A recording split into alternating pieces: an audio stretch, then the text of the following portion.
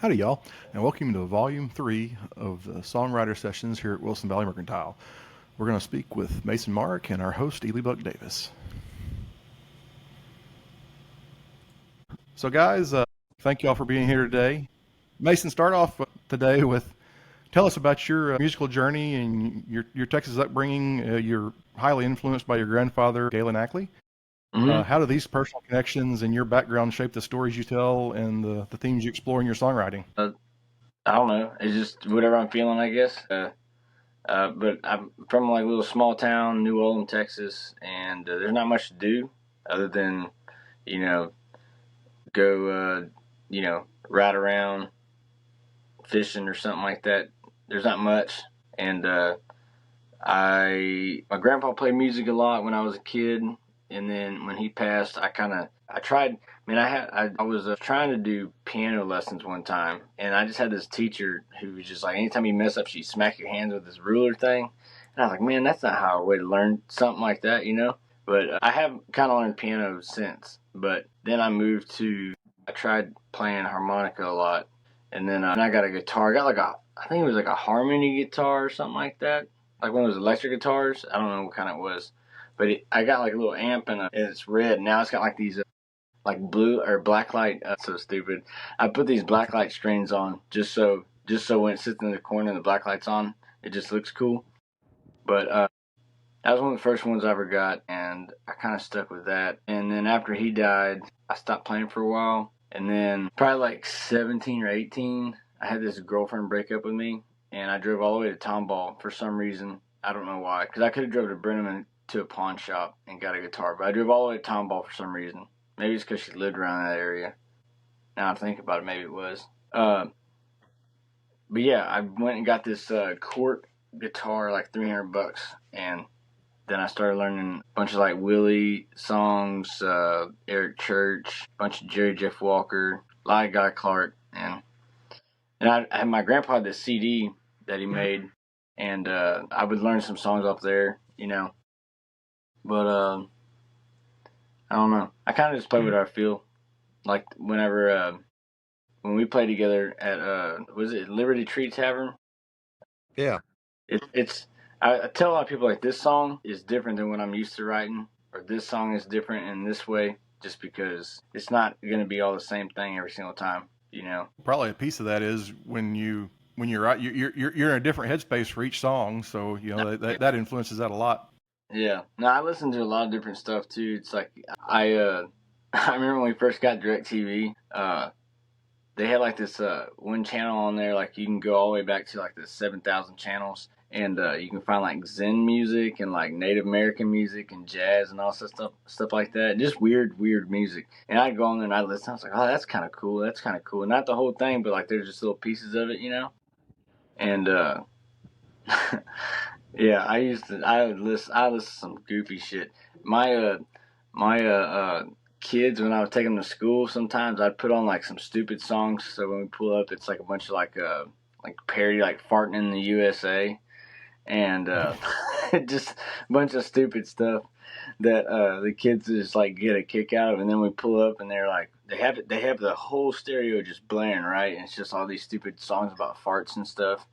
And you get in the pickup line, and they're trying to turn it down. Like, hell no, y'all want to crank it up while we're driving. Let's crank it up in the school parking lot. But I listen to all kind of wild shit. I listen to a lot of jazz. Like, jazz stuff is cool. And my favorite thing is, like, just meeting new people, and then you get to hear their kind of music. And also, they're like, man, this song sounds like this or that guy, whatever, you know? And then you go check those guys out, and that's just really cool, you know? Yeah, I got a question. So you mentioned the parodies. It made me think that was the first songs I ever wrote. When I started writing songs, I wasn't really writing my own songs. I was writing parodies to impress my friends, Yeah. you know, making jokes. Is that something that you did when you first started, or Oh, did you dude, just we write get completely drunk and original? oh no, yeah. Sometimes it would turn out to be like a funny song, and then you can kind of tailor it to be a serious song, you know. Yeah. But like, we used to get drunk and sit around a fire, and I would say, "Give me 5 words, and we'll make some stupid song up," you Yeah. know. And then you can make it like a kind of like a little rappy song, I guess. And then you tell Yep. somebody else like, "Hey, freestyle over this, do something on it," you know. And we used to do that a lot. A lot of stuff that we did probably could never be put out there. I'd, you know, it'd probably get me in a lot of trouble. I can relate. We would do a lot of that shit. We would, man, that's fun. Like my grandpa. I'm sure y'all have heard of the Chicken Ranch, right? Like the oldest Yep. whorehouse in Texas. So where it's probably like 25 minutes from my house. It's in this little town called Necknitz. It's like by like Ledbetter and what's the other towns around there? Like Round Top, Grange area. So my grandpa, I guess he found out that time Marvin Zindler was trying to shut it down, and so then he wrote a song. I wouldn't say he wrote a song. It's a parody of uh, what's that song? It's like "Hello, Mrs. Johnson. I've been drinking again." That's what it is. I can't remember the guy who sings it, but he does that. He does a parody, and he says, "Hello, Marvin Zindler. You son of a gun. You need to stay in Houston. Quit running down our shops," or something like that, you know. But him and Marvin Zindler didn't get along. But a lot of his songs were like parodies. Like he would just make fun of all these other stuff going on. Yeah. And he'd do good impersonations too. He had a very good Dean Martin. It's pretty neat. Wow. One day I'll try it when we come over there and play. I'll bring one of his CDs. I'll give him one of y'all, or one of his CDs to Yeah. y'all. I'd like to check it out. He had saxophone on there too, dude. That's like my favorite thing. I don't That's know why. cool. You know, I know there's a guy that plays saxophone. Yeah, I've never seen him play saxophone. I heard him talk about it. Yeah. Looking behind you. I played saxophone in college. I've never played it in a setting like at a bar setting or anything, but I That's still right. have it. Yeah. So I need to work on that and bring it back out. There's a lot of things I need to work on. I play keys too, but I never play them live. So You do occasionally in the tasting room. Yeah. I mean, not I play around with not it, on. but You do play around with it, yeah. Well, I remember So- we did talk about that now. yeah. Say, Mason, what's a piece of advice that you had to offer aspiring musicians or songwriters who are just starting their journey in the music scene? If something sounds too good, don't do it. Too good to be. If it sounds too I've good never to be heard true, that it one. probably I is. like that. Yeah. I don't. My thing is, so I took guitar lessons. I had one lesson, or maybe two, and this guy, his name's Neil, real good. He's a nice dude, and older guy, you know. And I really want to get better at playing like lead guitar and stuff like that, and just like being able to just get better at playing like just with, you know, I got buddies, man. They're just, I don't understand how they're playing a song and also playing lead. I mean, doing everything by themselves. They can make the guitar just sound like it's like almost like Two people. like two or three guitars, you know. And I've always wanted to learn that, so I went to this guy in Brenham, and it was like, I think it was like $60 for 30 minutes or something like that, or maybe an hour. It might have been $100. I don't remember what it was, but he tried teaching me, and so then I was trying to like mimic how he played guitar rather than how like I wanted to play guitar. And I guess the only one thing is that if you're gonna do lessons, like learn the basic stuff and then go on YouTube or just figure stuff out, because then you kind of learn how to play as yourself rather than mimic somebody else. Like if you want to mimic somebody, mimic Stevie Ray Vaughan. Like go on YouTube, find out how they play this, find out like, hell, maybe figure out like, could I play with my guitar upside down like Jimi Hendrix, or, you know, just whatever, you know, just goofing around, because you find some cool shit, different tunings. There's so much cool stuff out there that you can find on your own that you're probably not going to find out in a lesson. Yeah. And when you're goofing around, like you say, if you're doing something that you enjoy, you know, a song that's what I always tell people when they ask me, how do I learn guitar? I want to learn how to play guitar. Pick a song that you want to play. Pick a song that you listen to all the time, and you're more than likely going to practice your butt off on that song, and then go to the next song and the next song. And, you know, don't practice something that you don't want to play, because then you're never going to get good at it, because you're not going to, put your full effort into it, Yeah, you know, it's like the whole thing, like with ADD or being focused. It's like, if you like a song, you're gonna like, you know, you hear a song on radio and you're like, oh my god, that song, I like, just love that song. Maybe just in that moment you like that song. But then it's like there's songs I've heard, like for instance, when Jimmy Buffett died, we did this thing in Columbus. We had some kind of show or something like that, and it's just me and two other buddies, and we're just, you know, goofing off, drinking beer and stuff at this place, and it's like this 1920 something theater or whatever. And the owner was like, he's like, hey, y'all know any Buffett or Charlie Robinson? I was like, well, I know one I'm kind of messing around with, but then somebody's like, can you play Pirate Looks at 40? So I just looked it up and I listened to it a few times and I kind of played it. I butchered it, but then like the more I listened to it, the more I fell in love with that song. And so now it's like now I have like cool like little things I do with it, But Yeah. but then there's some somebody's like, hey, here's $100. Can you play this song? And then you're just not into it. The song sucks or it just ain't your thing. And then it's like there's no reason to ever go back to that song again. Agree. Yeah, well, if it doesn't talk to you, it doesn't talk to you. Yeah. That goofing around stuff, man, that really you find out some cool stuff on a guitar. Yeah. Or just even like I think me and you were talking about this one time over text message how I would be in my mom and dad's garage, nobody would be home, and I would just be in there and I would just like try seeing how loud I can get or how like if I can do some weird shit with my voice, Yeah, I need to take John. I think I'm going to take lessons from Mason. He said that he can teach me how to belt because you haven't got to hear Mason yet, but we're going to get to hear him here at Wilson Valley on July 3rd. July 3rd. That you're going to be here, and you're going to see how this guy can belt. But anyway, he said that he could teach me to do that. So I'm kind of curious about that. 3rd. All I know is your vocal cords are just as much of a muscle as everything else. So if you keep on, messing with it, do some weird shit, get out of your comfort zone, and you'll figure it out. Yeah, pretty easy. It's kind of like working out. I don't mind working out, but I can't do it in a gym with other people watching me. So I gotta woodshed it, as people say. It's where you go out in the woodshed and just belt, do whatever. No one has to hear it. Yeah. That's what I need to do. Yeah, that I mean, my thing was like I don't know. Hell, I'm still like kind of afraid to play around like the wife and the kids, like just mess around with a new song or something like that. Like Yeah. It's like 3 a.m. and the wife will text you, "Can you please be quiet?" And she'll be like, she's like, "Hey, can you choose a different song? That one's getting stuck in my dreams now. Can you just stop?" See, this is the part that a lot of people miss is they see us perform a song, but they never saw us play it about 100 times before that in a closet somewhere. Hey, I always say like everybody has like the 10,000 hours. It's like 10,000 hours for a song. You got to keep on for one like song. each song has to have 10,000. Keep on making it better. Keep on getting better at it. Yeah, I know. Well, that's the beauty, like I guess, of, like so. I don't know.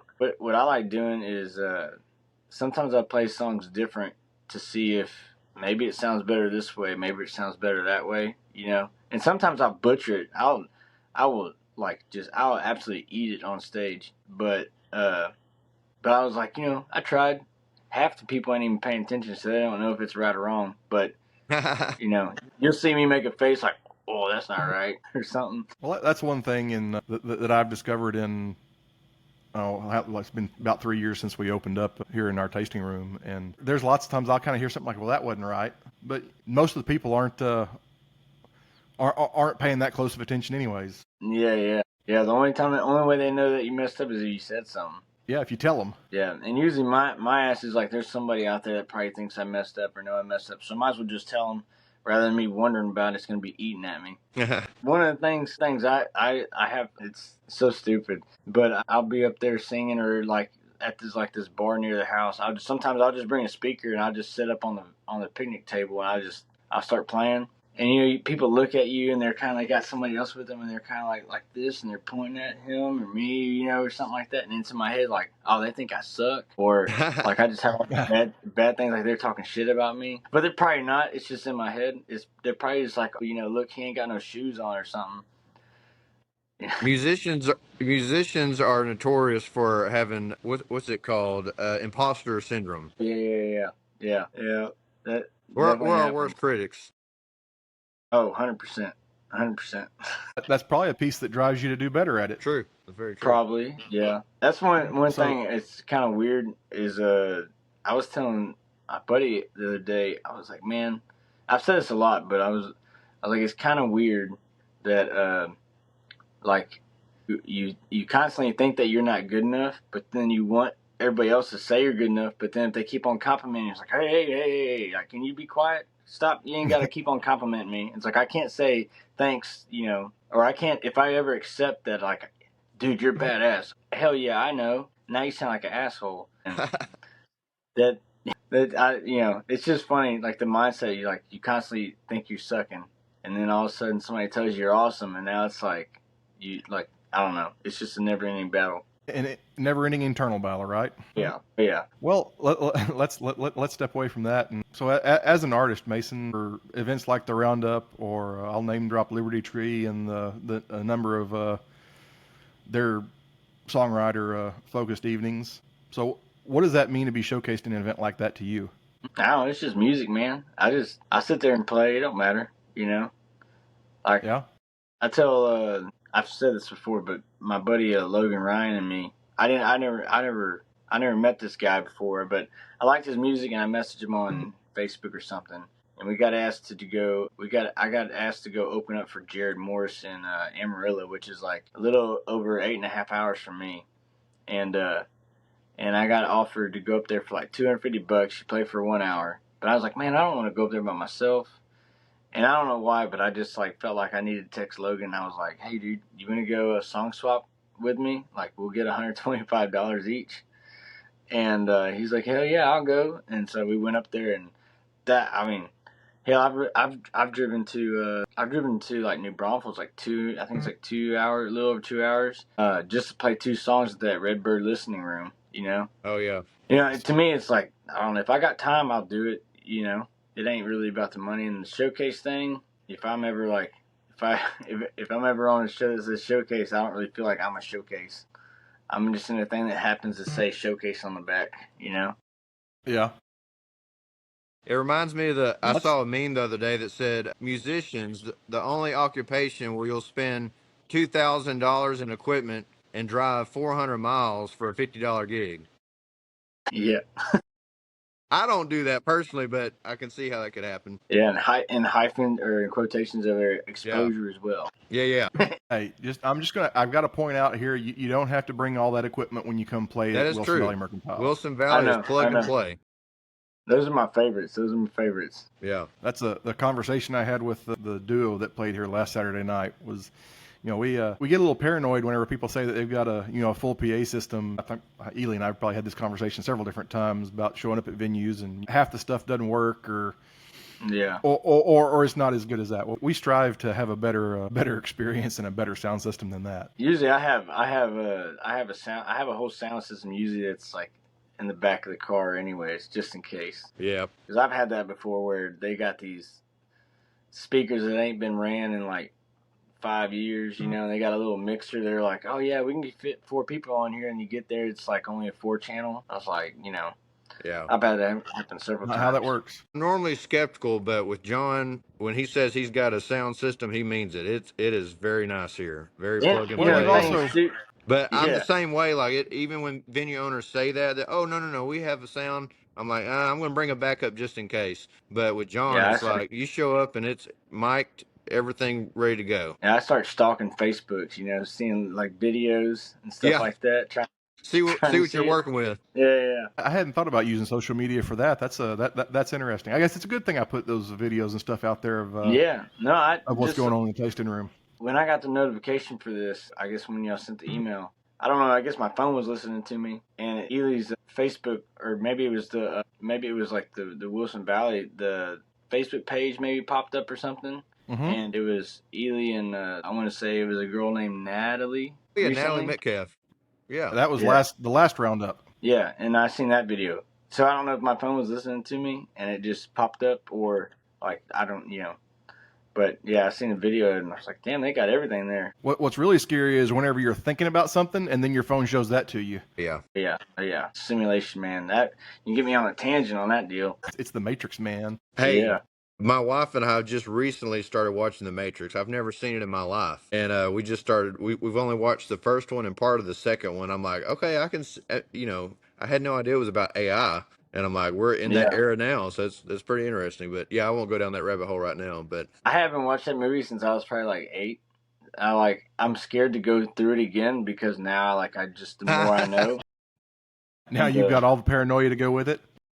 Yeah, it's like it's just too much. Like it's just like, oh, that makes sense. That makes sense. Oh shit, I got that same dot on my arm, Well, I've got one last question to wrap us up here on on the interview. What's something that you would hope, I'll put this to both of y'all, what's something that either one of you would hope that folks talk away when they come to an event like the Roundup? You want to go first, Mason? Sure. I just say like that that like I'm super, I guess open or honest or like authentic or something like that. Like there's no BS with me. I would probably say the number one thing is like to like just he's super nice.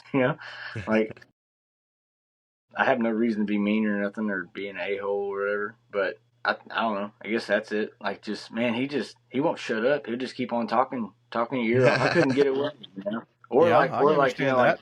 when we go to that Liberty Tree, I love talking to Kevin, and it's like I talk to him so much, and then like my wife will text me like, "Hey, you need to get home. You need to start heading home. You need to come home."